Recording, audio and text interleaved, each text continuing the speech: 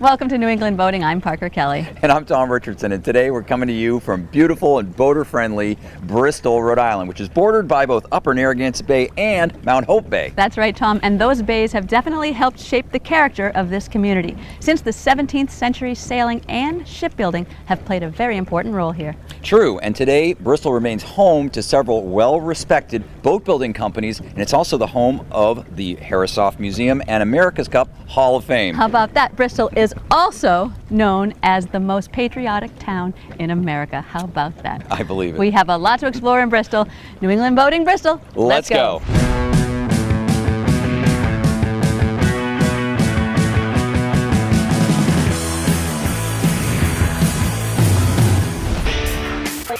That lobster roll looks delicious. I'll give it to you. To another great destination. Are you shopping for me? Oh, there's a fish. Parker's goofing around. Gonna miss. Make short, sharp sweeps with the rod. Oh, we want the fish that can eat that thing. Oh, yeah.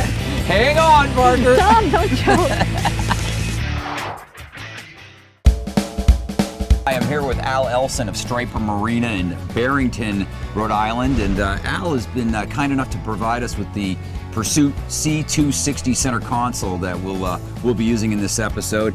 Striper Marina is also the only place to get fuel really in this area. Isn't that right, Al? That is correct. Mm-hmm. And tell us a little bit about the history of your marina here.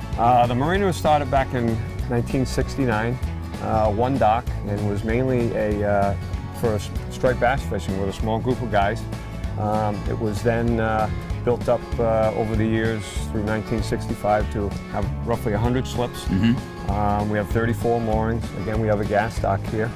We have a launch ramp. Yeah, very important. And we store boats. We store about 175 boats during the wintertime, and we service 225 boats during the season. So. Yep. Well, we're excited to be here, and can't wait to get started on the C260. Looks forward to a good day. Catch some fish. All right, let's go. It's a good morning to go fishing, and we're with Captain Brian Patterson of Patterson Guide Service, and he is taking us fishing this morning. What are we going to catch and where are we going, Captain? Well, we're hopefully going to catch striped bass and bluefish, all in the Upper Bay. A lot of striped bass have been working the area, all from 16 to 25 pounds, both on the east and west side of Bristol. So with any luck, we'll find some bait early in the morning and get some fish early.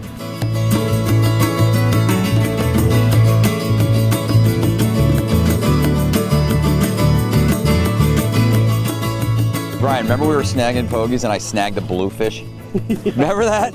Oh, he got off right there. Yes, he did. In the Upper Bay this year, we've had so many pogie. They're also called bunker down in Jersey or Menhaden. And this has just been a banner year. The pogie have been everywhere. Once you snag the pogie, if you have a tight drag, you're really putting a lot of pressure ripping into that bait. You want a little bit of give so you do less carnage to the bait, right, so it stays alive longer. So you cast out a little bit beyond where the school of pogies is. Let the snag hook sink a little bit just to get down to the depth of the middle of the school, and make short, sharp sweeps with the rod to pull that hook through the middle of the school.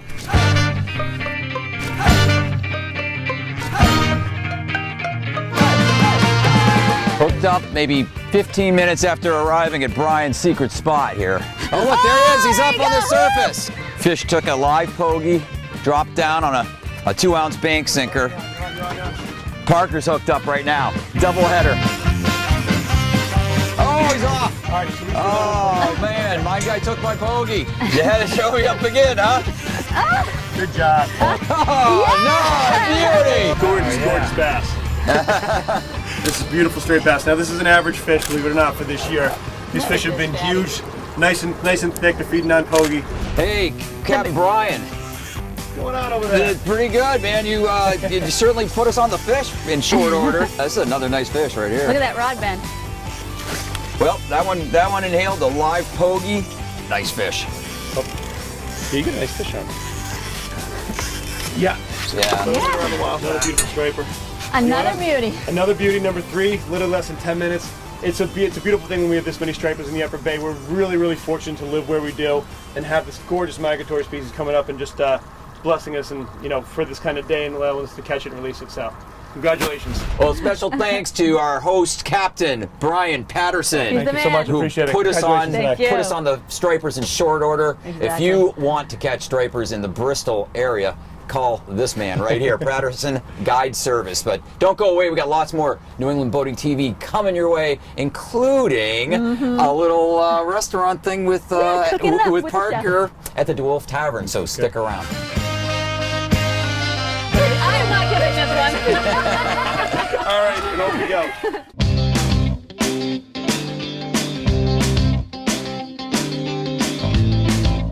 Gorgeous afternoon. We are here with Greg Marsili, and he is the harbor master here for the last year in Bristol, and a Coast Guardsman for 21 years. That's right. And he knows his stuff.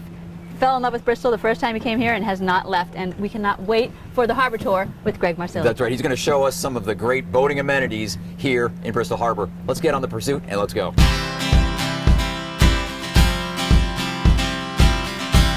Now, the town of Bristol has transient moorings, right? Town-managed transient moorings? Yeah, we have 14 transient moorings. We can handle boats from 30 feet to 65 feet. And our dinghy dock's located behind the fire station. There's no tie-up fee. It's free. So, Greg, tell us about this tie-up float here. Okay, on the south side, we have the pump-out station. It's free to anybody to use. We got water on the dock as well, in case they need to fill up a little bit of water. The rest of it's 140 feet, 25 cents per foot per hour, up to 4 hours. After that, it's $2 per foot for the night. This is State Street dock. This is for the commercial fishermen to on and offload the catch. Now we're coming up to State Street, and the State Street is one of the boat ramps.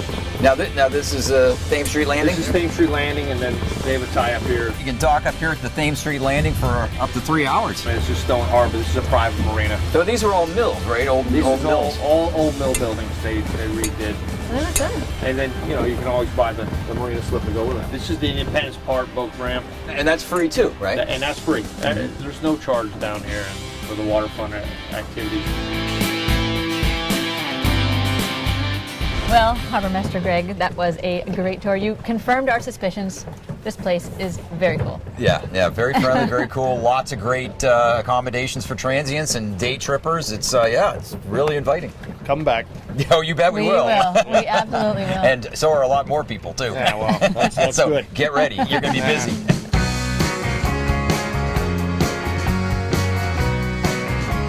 Bristol has a commitment to preservation and celebration. Not only is the town center on the National Registry for Historic Places, but Bristol boasts the oldest continuous running 4th of July celebration in America. This is what I call quintessential New England charm, with little shops and friendly people at every turn.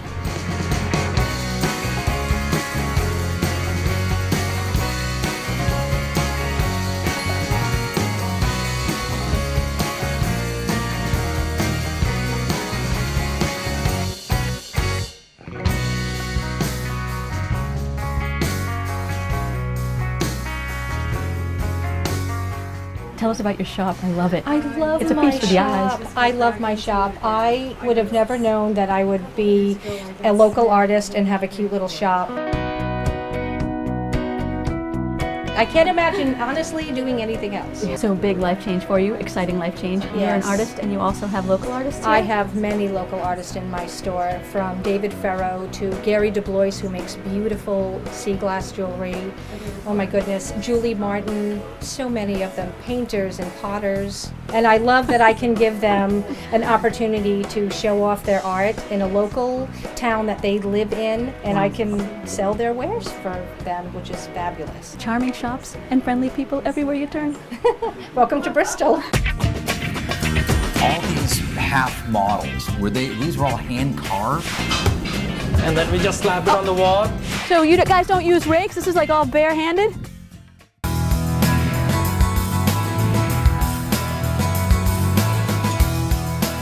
Well, we found another great place to bring your boat right here at the Thames Street Landing. You can dock up for up to 3 hours, huh? Exactly. Bristol is very welcoming. Yes, it Another is. dock and dine. Looks like the Thames Waterside Bar and Grill. Hey, let's go check it out, huh? How about lunch?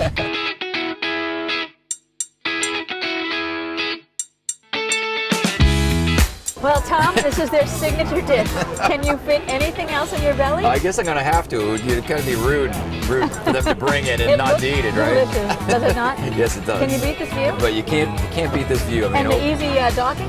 perfect. It's got everything. Yeah, they got a nice roof deck too. And they play entertainment up there. Got everything. This is it. You're going to like this museum. I'm sure of it. Isn't it great that the Herreshoff has its own docking, Tom? Yeah, no, it's great. It's great. If you're a visiting boater, you call 68 and, you know, they'll tell you if there's space and they'll come out to meet you even.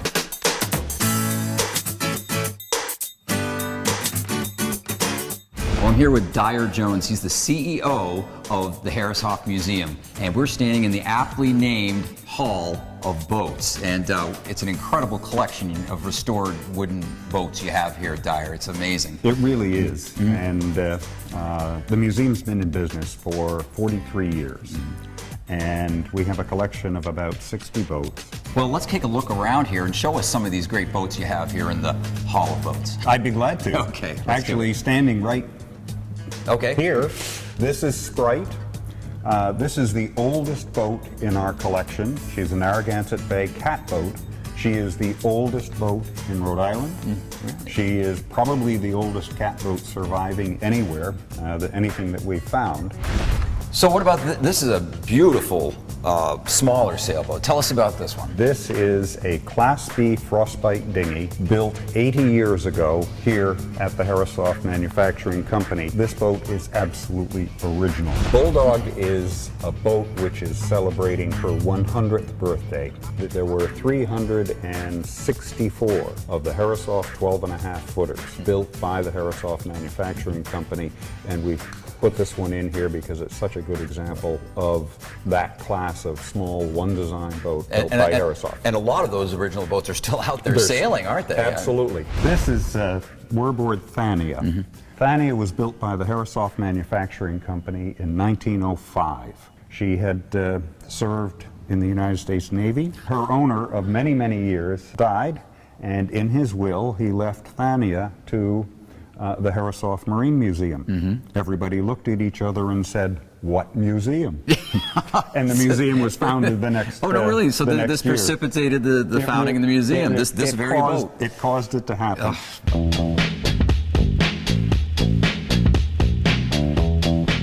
So we're in the model room now, and all these half models, these were all hand carved? Yes. There are approximately 535 models in the two rooms that make up the Nathaniel Green Herreshoff model room, and almost all of them were carved by Nathaniel Green Herreshoff himself. That's incredible. Every single boat that was built by the Herreshoff Manufacturing Company is represented by a model in these rooms. So it all started with these? It all started with these. He did not design on paper.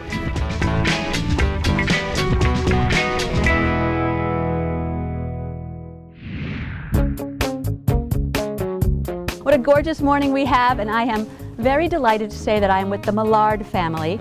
Maggie, Nick, Caroline, Charlotte, and Grandpa Grumpy. And we are going over to Hog Island. The great thing about Bristol is that there's a lot of little day trips you can take. And one of their favorite things to do on their boat as a family is to go cohogging. So that's what we're going to do. You ready? Welcome aboard, Parker. So low tide, we picked the perfect time. Well done, Skipper. So if you don't have a commercial license, but you can just come as a family, how many can you? It's unlimited. Unlimited amount? Whatever you want.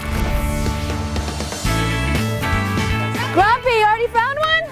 So you guys don't use rakes? This is like all bare-handed? Pretty much. Oh, I think I got a mussel. This is bad. Yeah. It's already bad. If it's open, Then you just toss it. just leave it. All right. Feel the edges of the clams.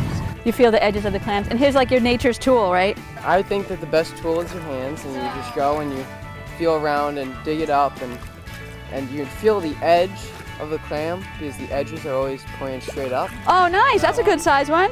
And you would eat this raw?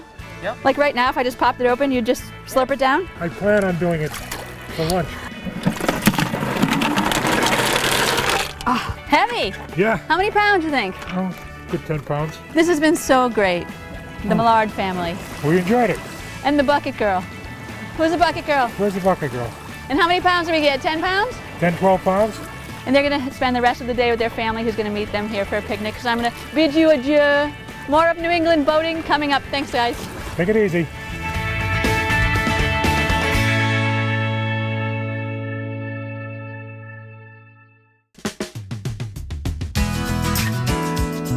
I'm standing outside of DeWolf Tavern, a historically renovated stone warehouse on the waterfront here in Bristol. It's the sister property to the Bristol Harbor Inn. I'm going to go in and I'm going to meet the chef and have a nice dinner here.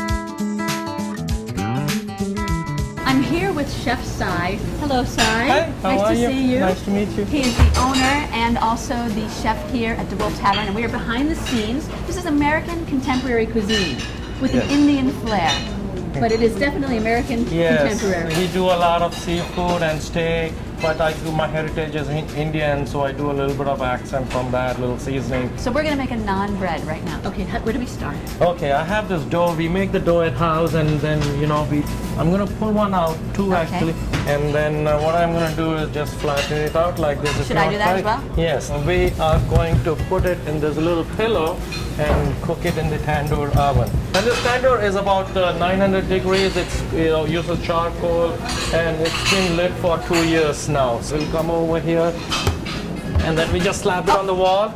Oh, you slap it on the wall. Oh, that's so interesting. And then it's going to take about 3 minutes for it to cook it up. And we can make like 6 or 7 naan at the same time. I was going to ask you how many you could do. And you can just keep going around it like that. And you just slap it on the sides like that. Nice color to it. And I'm just trying to fry it out. There we go. You have a naan bread over there. Look at that. I'm going to put one, I'm going to make it into an arugula pizza, other one with the cheddar and bacon. Okay. So here we have what do we do? bacon over here and cheddar cheese if you want to just add to that on top. How was that? Is that too much? Is that good? More, a little bit more. We like cheese. We like cheese. I'm going to make a little lighter version of pizza with the arugula over here. And then we're just going to drop it under the cheese melter here over here. Okay. So I'm going to just grate some cheese. I'm going to put a little bit of... Is that balsamic? Or? Yeah, aged balsamic and a little bit of truffle oil. Beautiful. And then you can try one. All right, I guess I will. It's nice and light, it's fresh. It is, that's delightful. Thank you so much. You're welcome. This has been so fascinating for me. Thank you. Thank you so much, Simon. Thank you very much. More of New England voting coming up. Stay with us.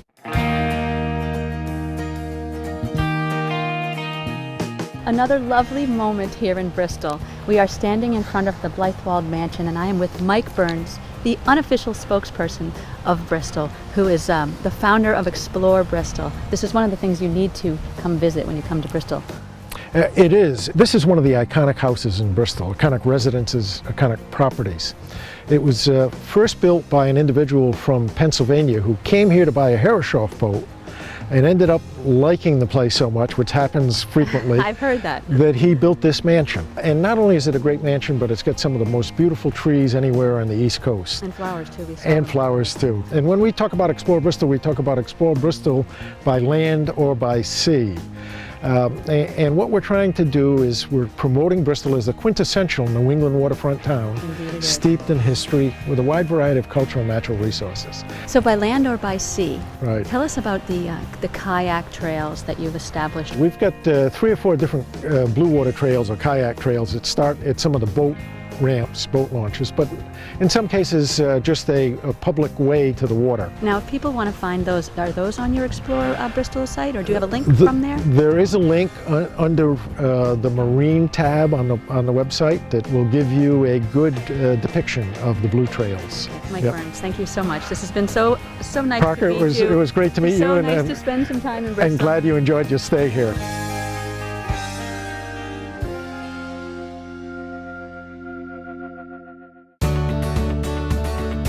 I'm here with Mike McKenna. He's the longtime waterfront manager here at Bristol Marine, and they're located on the western side of the harbor, sort of across from the town. That's correct. But you guys have transient moorings, correct? Yes, we do. We have approximately 75 of our own moorings, and at any given time during the season, we'll probably have maybe a half a dozen moorings available for transients to come in. And you guys can give them a ride into town, right? Exactly. In the launch. And as far as other amenities here? Ice, showers, pump out. They can dispose of their trash with us. There's a ship store on location here. And you also mentioned earlier that people can actually work on their own boats in this marina, right? That's something you don't see very often nowadays. A number of the folks that have been with us for a fair number of years, they'll make a reservation with me or one of our other personnel, and they can rent the dustless sander. and they're good to go. That's right. more than Well, you know, a lot of people, well, there's a lot of do-it-yourself boaters still out there, and they need a home. That's correct. And they can come here to Bristol Marine in the western side of Bristol Harbor. Thanks a lot, Mike. Thank you.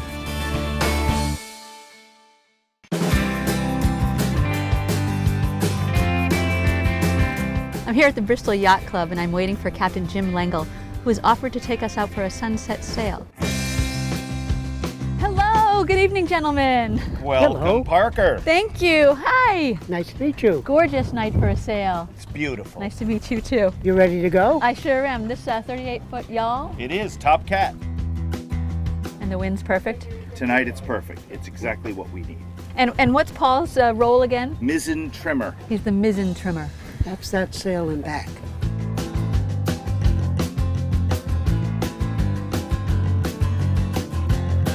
So Captain, tell me a little bit more about this beauty. Gorgeous. Well, gorgeous. this is an Illyrian Express 38 yawl. It was made right here in Rhode Island about 15 years ago. And it's a cruising boat. It's a boat to take your family out and enjoy a cruise of a day or a week or a month. We also use it to race. Oh, that was lovely. If people want to sail with you, how can they find out more information? They can go to yawls.net, YAWLS.net. Look for Top Cat. Thanks so much, you guys. That was great. Great sailing. Good sailing. You did the work. Thank you. We just sat around and had a ride.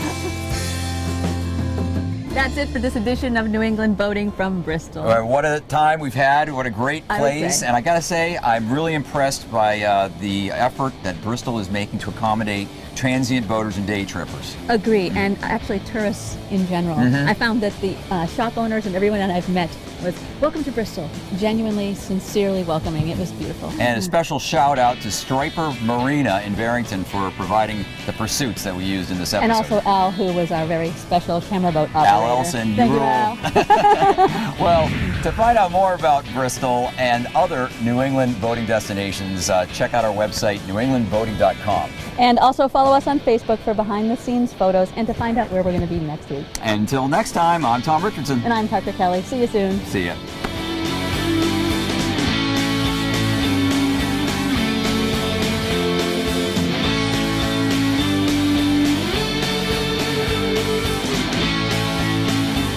Accommodations for the New England boating crew provided by the Bristol Harbor Inn on Bristol's beautiful harbor.